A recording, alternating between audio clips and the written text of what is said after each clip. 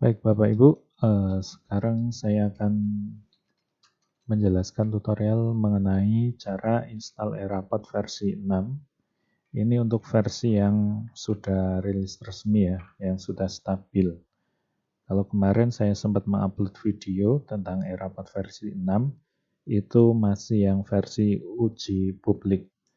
Nah, di rilis resmi ini ada beberapa perubahan yang cukup signifikan. Jadi kalau saran saya, Bapak Ibu yang kemarin sudah menginstal Erapat versi uji publik, silakan untuk bisa di-uninstall terlebih dahulu. Nanti setelah itu bisa mengikuti tutorial yang akan saya sampaikan berikut ini. Baik, yang akan kita bahas nanti ada beberapa poin. Yang pertama mulai dari instalasi, kemudian registrasi, sinkronisasi, pengaturan, kemudian mapping pembelajaran sampai dengan menambah guru yang belum masuk di Dapodik. Nah, untuk file installernya, Bapak Ibu jangan gunakan file installer yang kemarin untuk uji publik ya. Bapak Ibu bisa menggunakan file installer yang terdapat di link GitHub Erapat. Jadi nanti Bapak Ibu bisa buka GitHub-nya seperti ini. Nah, kalau sudah diakses, Bapak Ibu scroll ke bawah. Nah, di sini untuk pengguna Windows, di sini ada panduan aplikasi dan installer. Diklik linknya, nanti akan menuju sebuah Google Drive. Nah, di sini ada installernya. Nah, ini yang Bapak Ibu gunakan ya. Kalau kemarin yang versi uji publik baru nama filenya Erapat SMK. Nah, sekarang sudah ada versinya, ini sudah rilis resmi. Nah, Erapat yang di versi rilis resmi ini berpedoman pada standar penilaian atau panduan penilaian dan asesmen versi 7. Nah, di sini nanti Bapak Ibu bisa melihat aturan-aturan seperti apa yang digunakan. Nah, setelah Bapak Ibu download, kita langsung menginstal ya. Installnya cukup mudah. Bapak Ibu tinggal install seperti kemarin ya, seperti biasa.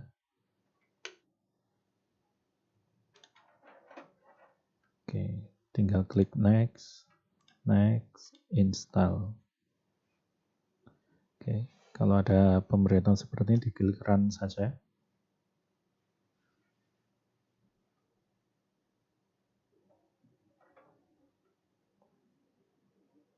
Baik, setelah muncul komplit, tinggal klik finish. Nah, maka otomatis akan membuka halaman dari Erapat. Nah, sampai sini jangan diregister dulu. Nah, kita menginstal aplikasi yang kedua, yaitu kita install Composer. Nah, Composer ini fungsinya nanti untuk mengupdate Erapat versi 6 ini. Nah, nanti saya sertakan linknya di deskripsi ya Bapak Ibu. Nah, Bapak Ibu silakan download, kemudian nanti kalau sudah download kita install. Nah, kebetulan di sini saya sudah mendownload. Menginstalnya juga cukup mudah. Di run saja. Kemudian pilih install for all user. Klik yes. Kemudian klik next. Nah, di bagian choose command line PHP. Nah, di sini jika Bapak Ibu belum mengarah ke directory C Erapat SMK php.exe, silakan Bapak Ibu browse. Nah, kemudian nanti dicari di directory Erapat SMK. Kemudian di sini ada folder PHP. Nah, di sini ada php.exe, kemudian di open. Kemudian setelah itu klik next. Ya, klik next lagi, klik install.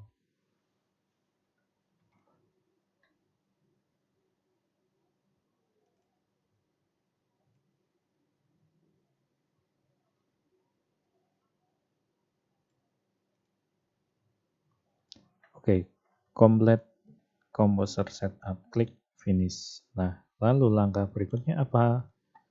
Nah, langkah berikutnya adalah kita lakukan kalau di versi stabilnya di sini itu ada release, kita bisa membaca. Nah, ini karena ada beberapa perubahan dan penambahan struktur tabel database, maka setelah melakukan git pull diwajibkan untuk melakukan PHP Artisan update.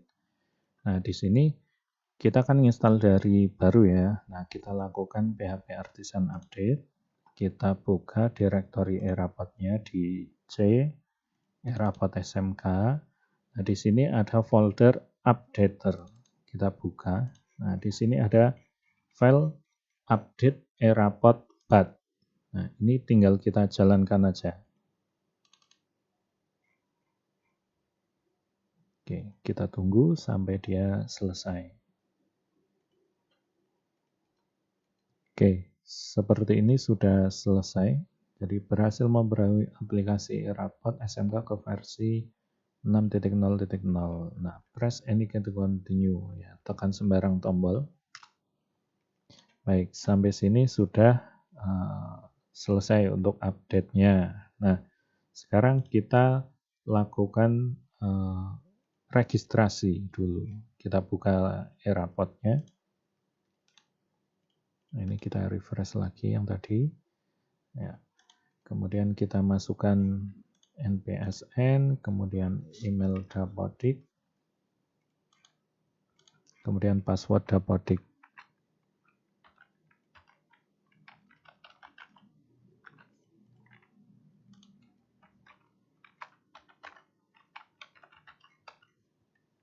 Kalau sudah klik register. Baik, registrasi berhasil, kita tinggal login menggunakan email Dapodiknya.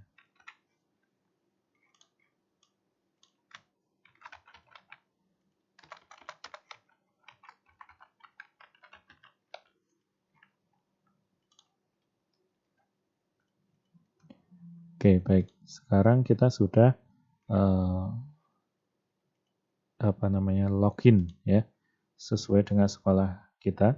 Nah, di sini kita lakukan sinkronisasi terlebih dahulu. Nah, sinkronisasi itu ada dua cara ya. Kita bisa melalui menu sinkronisasi, kemudian Dapodik. Ya, kita klik di sini sinkron, atau kita juga bisa kembali ke file updater di sini. Di sini ada yang namanya file sinkron Dapodik. Nah, kita bisa jalankan ini. Ya, masukkan email adminnya.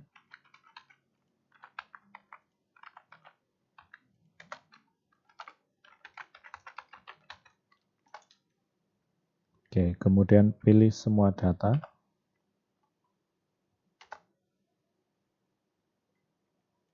Kita tunggu sampai sinkronisasi selesai.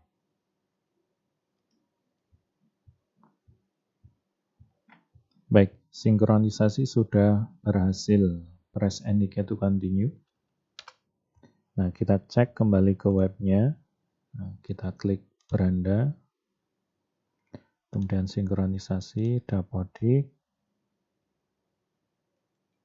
Nah, di sini maka nanti sudah lengkap semuanya. Nah, kalau Bapak Ibu menggunakan tombol yang ada di sini, Bapak Ibu harus klik satu persatu. Contohnya seperti ini. Klik sinkron, nah, kemudian ditunggu.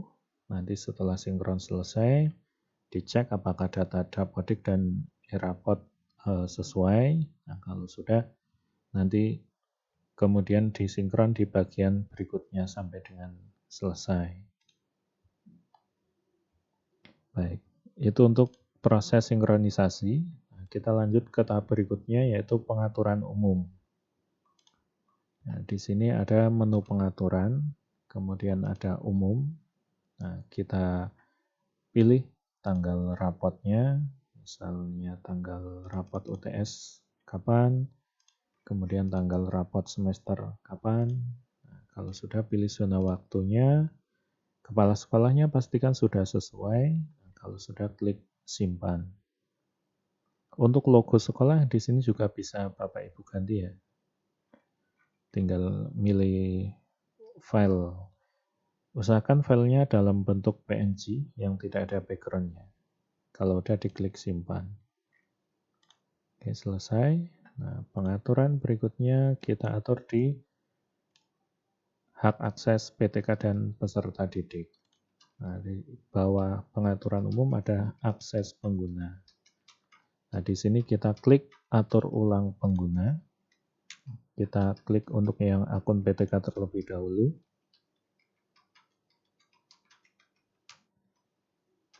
Oke, berhasil. Lalu kita atur ulang untuk akun PD-nya. Oke, selesai. Kita klik OK. Nah, berikutnya, langkah selanjutnya itu kita bisa melakukan mapping pembelajaran. Nah, mapping pembelajaran ini untuk apa sih fungsinya?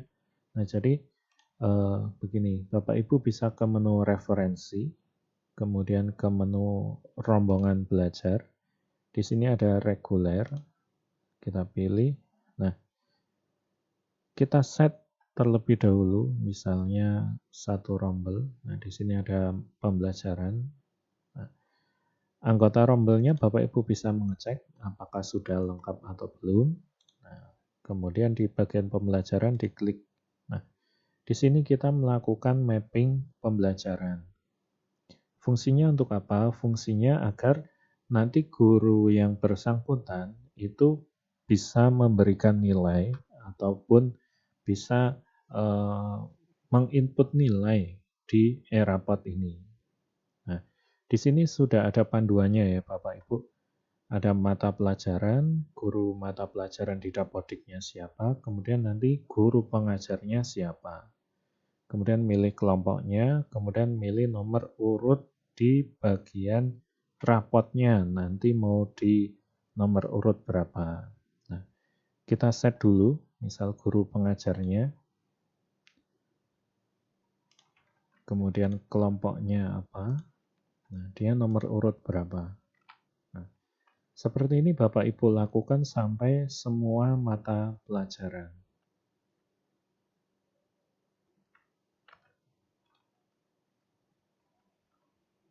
Oke, jika sudah selesai sampai ke bawah seperti ini. Nah, ini kenapa untuk bimbingan konseling tidak kita setting, karena nanti bimbingan konseling ini kan tidak memasukkan nilai di e-rapot.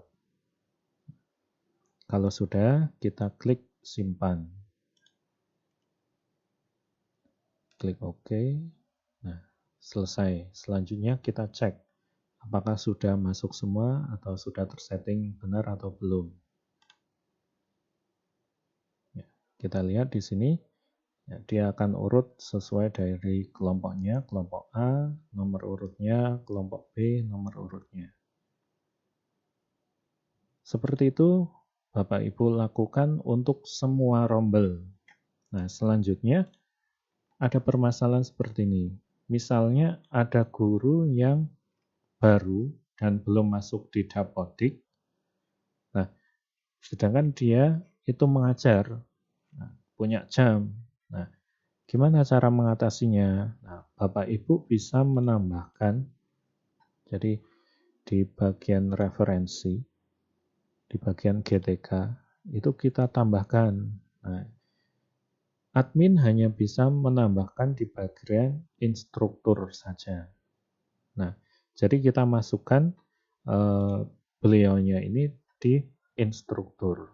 Nah, contohnya, kemudian di sini kita tambah data. Nah, kalau sudah, di sini kita bisa unduh template-nya.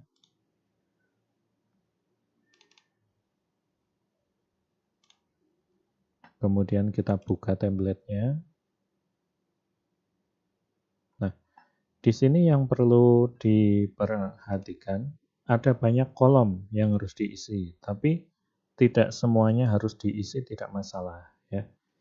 Misalnya contohnya kolom nomor, nah yang harus diisi itu ada nama. Nah, misalnya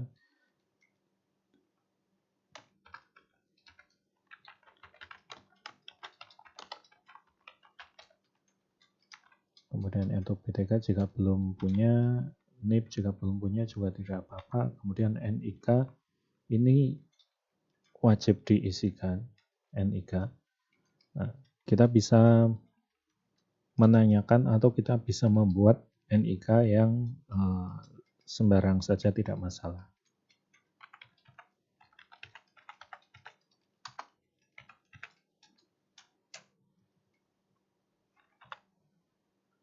Kemudian bagian jenis kelamin, ini kita tinggal milih saja. Tempat lahir, tanggal lahir, dan lain sebagainya sampai pada yang penting adalah email.